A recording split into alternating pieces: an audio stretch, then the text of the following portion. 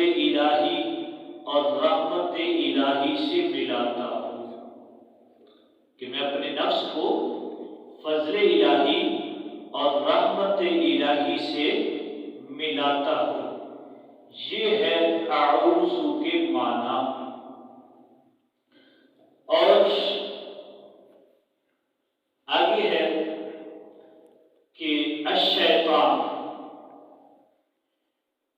شیطان جو ہے اس کے بارے میں بھی آپ ذرا غور سے سن لیں کہ شیطان میں بھی دو قول ہیں۔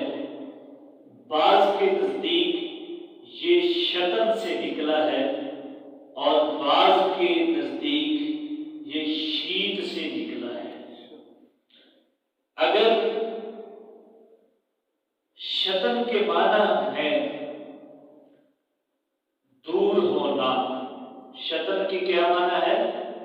دور ہونا۔ چونکہ ابلیس جو ہے یہ بارگاہ الہی میں بڑا قرب پا گیا تھا اور اللہ کے بڑا قریب تھا، تو جیسے ہی بارگاہ الہی سے دور ہوا، دور نکلا، تو اس لیے اس کو کیا کہا جاتا ہے؟ شیطان کہا جاتا ہے۔ اور جو بھی بارگاہ الہی سے نکل جائے وہ کون ہوتا ہے؟ شیطان ہوتا ہے۔ اور دوسرے معنی کے اعتبار سے کہ اگر ہم شیطان کو یوں سمجھ لیں کہ یہ شیط سے نکلا ہے، تو اس شیط کا معنی ہوتا ہے ہلاک ہونا، باطل ہونا، ہلاک ہونا، باطل ہونا۔ چونکہ ابلیس بھی سرکشی کی وجہ سے، غرور اور تکبر کی وجہ سے اور اللہ کی نافرمانی کی وجہ سے اس کا سارا پچھلا کیا دھرا اور اس کے سارے اعمال جو ہیں وہ اللہ کی نافرمانی کی وجہ سے باطل ہو گئے تھے، سارے کے سارے ختم ہو گئے تھے۔ اس لیے اس کو شیطان کہتے ہیں، اس لیے اس کو شیطان کہتے ہیں۔ آگے ہے رجیم۔ رجیم جو ہے یہ مرجوم کے معنی میں ہے، تو اس اعتبار سے رجم کے معنی نکالنے کے بھی ہے اور پھینک کر مارنے کے بھی ہے۔ تو اس اعتبار سے اس کا مطلب یہ ہوتا ہے کہ اگر پہلا معنی کیا جائے کہ اس کا معنی نکالنے کے ہے، تو پھر شیطان ملائکہ کے ساتھ رہتا تھا، اللہ کی عبادت کرتا تھا اور وہاں سے اس کو نکالا گیا، اس لیے اس کو کیا کہتے ہیں؟ رجیم کہتے ہیں۔ اور مرجوم کے معنی میں ہے، اس کا معنی ہے دھتکارا ہوا اور نکالا ہوا، اور اس لیے کہ اللہ تبارک و تعالی نے اس کو یہ کہا تھا کہ فخرج منہا، کہ تو ادھر سے نکل جا، اس لیے اس کو کیا کہتے ہیں؟ رجیم کہتے ہیں۔ اور دوسرے معنی کی بنا پر یہ توجیہ ہوگی کہ اب بھی جب کبھی یہ آسمان پر جانے کی کوشش کرتا ہے، آپ نے دیکھا ہوگا کہ بعض بار آسمان سے ایک ستارہ ٹوٹتا ہے اور پھر آگے وہ ختم ہو جاتا ہے، تو یہ ٹوٹا ہوا ستارہ جو ہوتا ہے یہ شیطان کے لیے آتا ہے، اور جب شیطان آسمان کی طرف جانے کی کوشش کرتا ہے تو رب ذوالجلال اس ستارے کو بھیج کر اس کو پھینک دیتا ہے اور اس کو مارا جاتا ہے۔ اس لیے اس شیطان کو رجیم کہتے ہیں، جو کہ مرجوم کے معنی میں ہے۔ تو تیسرا معنی کی بنا پر اسے ہمیشہ حق تعالی اور فرشتوں اور انسانوں کی طرف سے لعنت پڑتی ہے، اس لیے لیے بھی اس کو کیا کہتے ہیں؟ رجیم کہتے ہیں۔ اور اللہ تبارک و تعالی ارشاد فرماتا ہے ان علیک اللعنۃ الی یوم الدین، کہ رب ذوالجلال نے اس کو قیامت تک اس پر لعنت ڈال دی ہے، قیامت تک اس کو لعنت ڈال دی ہے۔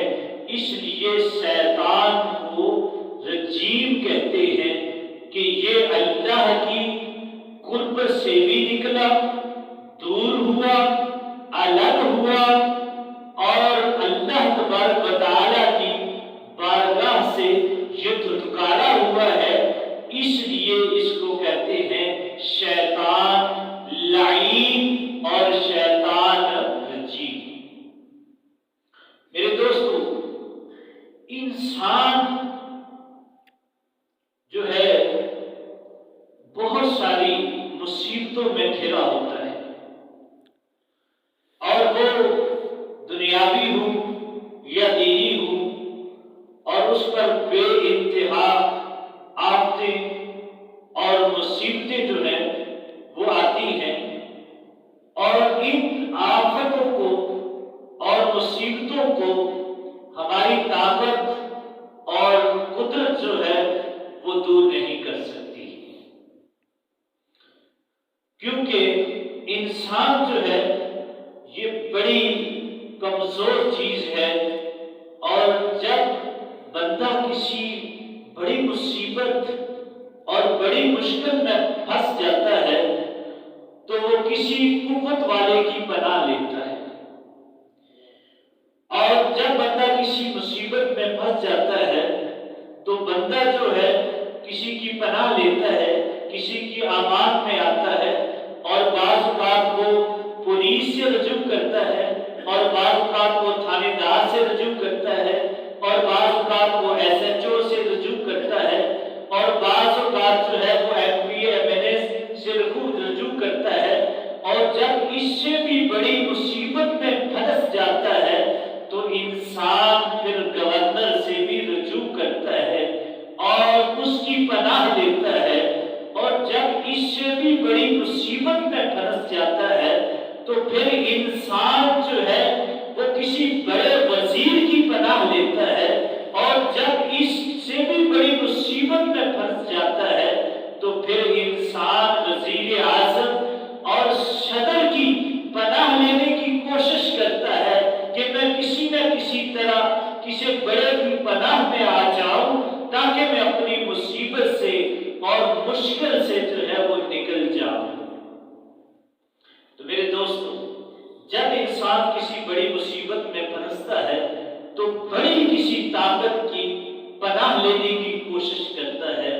تو اگر قرآن کا مطالعہ کیا جائے تو ہمیں یہ معلوم ہوتا ہے کہ قرآن میں یہ اللہ تبارک و تعالیٰ نے ہمیں ارشاد فرمایا کہ شیطان تمہارا سب سے بڑا دشمن ہے، شیطان تمہارا سب سے بڑا دشمن ہے اور کھلم کھلا دشمن ہے۔